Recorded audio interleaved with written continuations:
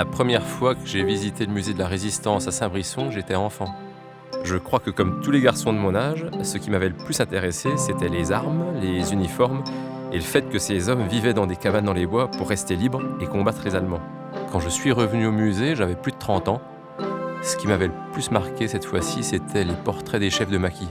Lorsque j'ai vu leurs photos en noir et blanc avec leur âge et leur profession, j'ai été très ému. J'ai réalisé alors que j'avais le même âge qu'eux, qu'ils étaient des gens ordinaires venant de tous horizons. Il leur fallait une sacrée conscience et un immense courage pour faire ce qu'ils ont fait. Je me suis dit que ces femmes et ces hommes étaient de véritables héros qui ont risqué leur vie pour que nous puissions vivre libres, qu'ils méritent notre plus profond respect et qu'on ne les oublie jamais. Aujourd'hui, ce que je trouve bien, c'est la galerie numérique qui permet de mieux comprendre la vie quotidienne dans les maquis. Le film est vraiment pédagogique et émouvant. On se retrouve plongé dans cet univers clandestin, dans les forêts, avec le froid, la faim, les combats, la peur. Pour moi, une partie de l'âme du Morvan se trouve ici, dans ce musée et sur les chemins de mémoire, comme le cimetière du maquis Bernard ou le refuge du maquis Vauban.